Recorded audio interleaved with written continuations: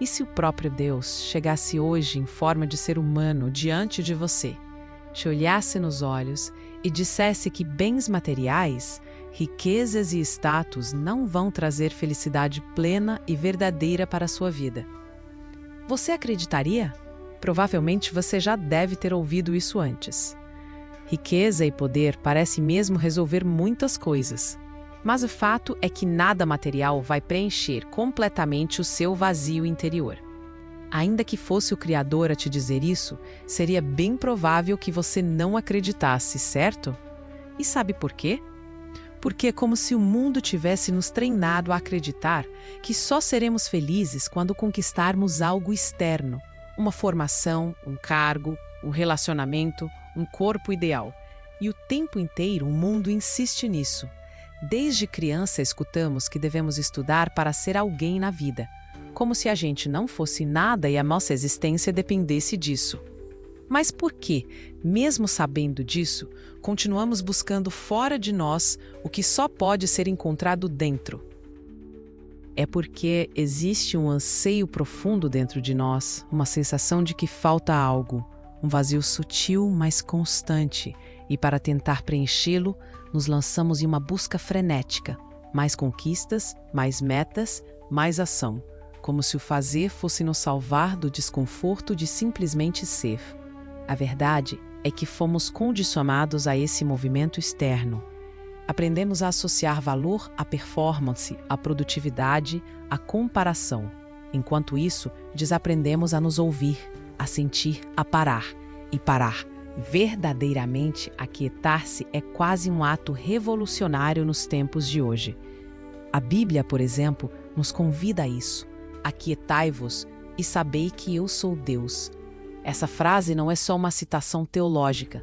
Ela é um código espiritual, um lembrete de que a presença divina não está nas alturas inalcançáveis, mas sim no silêncio interior, no centro do nosso ser. Quando olhamos para a Bíblia, além da lente literal, percebemos que ela é, na verdade, um mapa simbólico, um guia para a ascensão da consciência. Cada história, cada ensinamento de Jesus carrega chaves para o despertar da nossa verdadeira natureza, a consciência crística. E essa consciência não é um conceito religioso preso ao passado. Ela é um estado de ser acessível aqui e agora. Um convite à transformação profunda que começa quando decidimos voltar para dentro.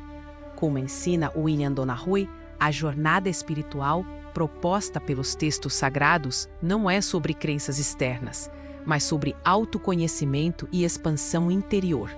Sobre reencontrar o Deus que habita em silêncio dentro de nós. Você já tinha parado para pensar nisso? Essa luz interior que tanto buscamos, essa presença silenciosa, divina e transformadora, tem um nome simbólico que carrega séculos de mistério e significado. Cristo, o Cristo. A palavra Cristo vem do grego e significa ungido. Mas mais do que um título religioso, Cristo representa um princípio, uma força divina que habita em cada ser humano, com o propósito de elevar, transformar e despertar aquilo que está adormecido em nós. É a centelha divina que existe mesmo sob as camadas da dor, da confusão, do ego. É o potencial de transcendência que pulsa no coração da existência humana. Quando você se abre para entender isso, você entende tudo. Quando dizemos que o Cristo se fez carne, como está no Evangelho de João, e o Verbo se fez carne e habitou entre nós, não estamos apenas falando do homem Jesus histórico, mas de uma verdade espiritual que se manifesta na matéria, que se encarna, que desce até nossos aspectos mais terrenos, emocionais e humanos para transformá-los de dentro para fora. Jesus nunca ensinou um caminho externo. Ele foi direto. O reino de Deus está dentro de vós. Você tem noção da importância desse conhecimento, principalmente para os cristãos? Ele nos convidava a olhar com um olho único, ou seja, com a consciência unificada, livre da dualidade, da distração, da divisão mental. Ele dizia que, Ao nos distrairmos com o mundo externo, perdemos a chave. O mundo externo nos desvia do que realmente importa. Em Mateus 6:21, ele afirmou: "Onde está o teu tesouro, aí também estará o teu coração." Esse tesouro não é um objeto, nem um bem material. É tudo aquilo que valorizamos profundamente, tudo o que colocamos no centro da nossa atenção e da nossa fé. Por isso, ele dizia para guardarmos nosso tesouro no céu, não como um lugar geográfico, mas como um estado de consciência elevado, onde nossa essência se conecta com o todo. E talvez uma das frases mais reveladoras de Jesus esteja em Mateus capítulo 7, versículo 13 ao 14. "Entrai pela porta estreita, pois largo é o caminho que leva à perdição, e muitos entram por ele.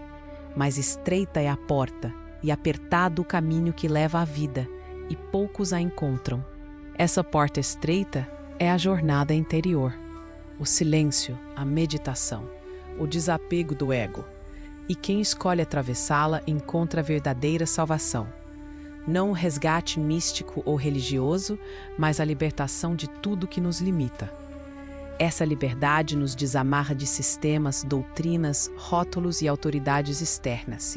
Ela nos conduz à luz que brilha por si mesma, dentro de nós. É quando descobrimos esse interruptor interior que tudo muda. Acendemos a luz, sentimos a presença e percebemos que tudo o que procurávamos sempre esteve aqui, no centro do nosso ser. Jesus, ou melhor, Yeshua, seu nome original em aramaico, não veio ao mundo para se exaltar ou ser adorado. Ele não buscava um trono, uma coroa ou uma religião em seu nome. Yeshua veio para mostrar a nós quem nós realmente somos.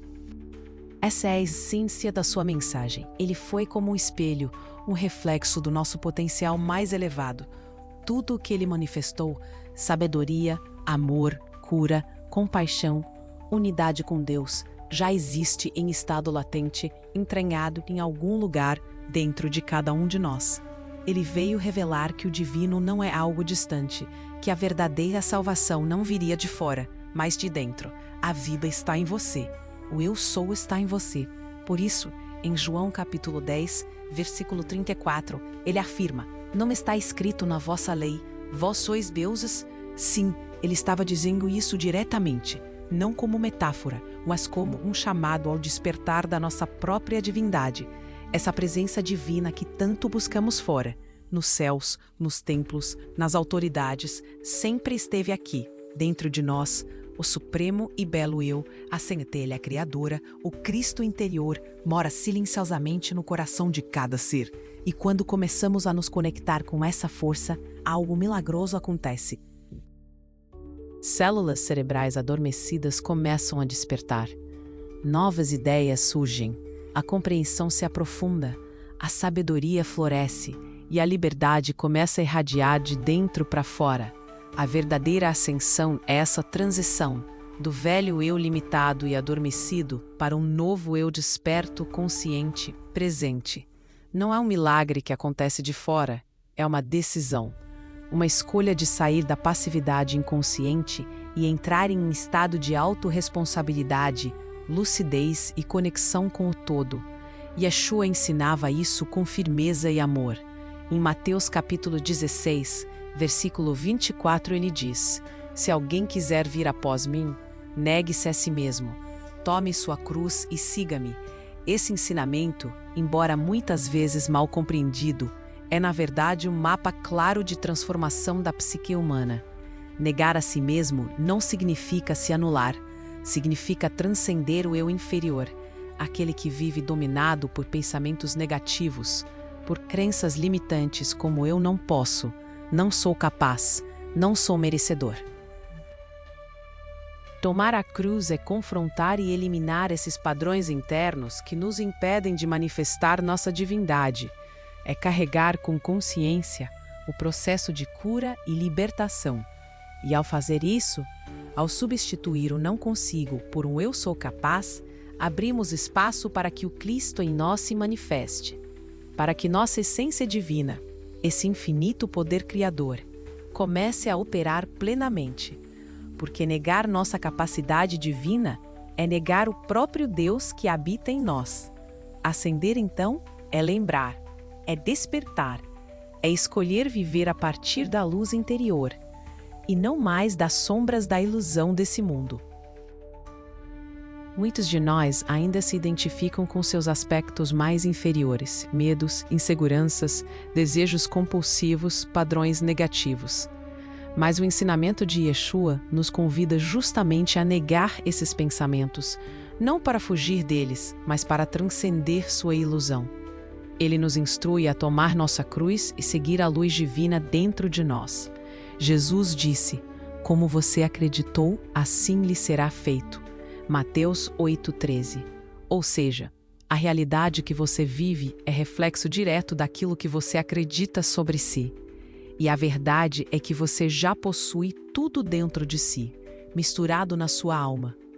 Seu ser essencial, essa centelha divina que é inseparável de você, está sempre completo, mesmo quando você não sente isso. Mesmo quando a mente duvida, a sua essência permanece consciente da totalidade. Esse é o seu verdadeiro poder. Você é parte inseparável do divino e o divino também é parte de você. Dentro do seu núcleo existe uma energia criativa viva, pulsando, pronta para se manifestar em forma de belas criações, relacionamentos curadores e circunstâncias que ressoam com sua essência. Mas é preciso aprender a escolher essa realidade com expectativa serena, sem resistência, sem pressa. O problema é que vivemos em um mundo programado para nos manter em baixas vibrações. Desde a infância somos condicionados a acreditar que somos pecadores, pequenos, indignos, que precisamos fazer e acontecer para talvez vir a merecer o melhor. Nos dizem para nos ajoelhar, implorar, temer. E ao aceitar essa identidade inferior, nos tornamos prisioneiros de um sistema que lucra com a nossa desconexão. Repetindo para fixar bem, nos tornamos prisioneiros de um sistema que lucra com a nossa desconexão. Esse sistema nos prende ao plano material através de instituições, religiões, dogmas e, principalmente, distrações. Somos constantemente bombardeados com estímulos, redes sociais, notícias e entretenimento raso. Tudo isso tem um propósito: nos manter desconectados do agora, longe do coração, presos na nossa natureza mais instintiva e animal. Segundo filosofias antigas, mesmo após a morte, se continuamos apegados a emoções densas ou a prazeres materiais, como sexo, comida ou posses, nossa alma continua vibrando nesses planos inferiores. E assim, permanecemos presos ao ciclo, incapazes de nos preparar para a vida além da morte. Romper esse ciclo exige um novo olhar, uma nova prática. A mente sobre a matéria. Esse é o caminho para reconhecer que não somos apenas um corpo físico, mas sim uma consciência eterna vivendo temporariamente nessa forma. Somos algo muito maior do que nossos pensamentos, medos e desejos. Nosso propósito, então, é transcender a identificação com o eu animal, com os impulsos automáticos e acessar nossa consciência imortal. Visualize isso assim. A essência divina desce da casa do Pai, representada simbolicamente no cérebro, e encarna como o nascimento de Jesus na manjedoura. Depois passa pela crucificação dos 5 sentidos, ou seja, a transcendência da identificação com o mundo sensorial, e sobe novamente à glândula pineal, retornando à casa do Pai.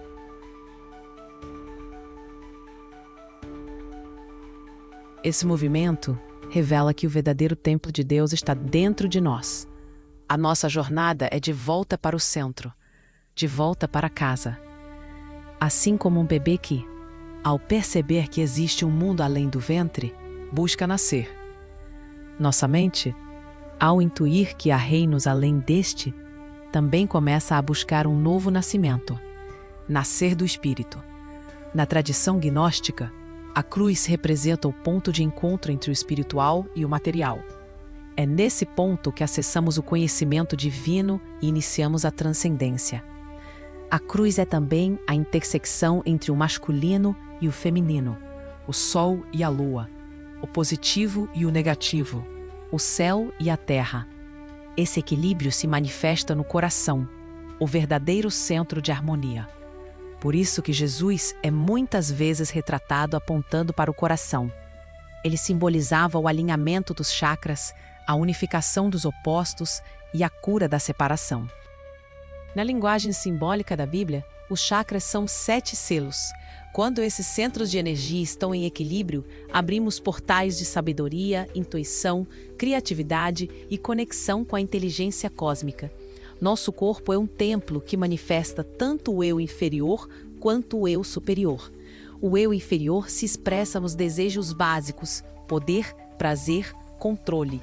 Já o eu superior se revela na sabedoria, na criatividade e na compaixão. E a mente?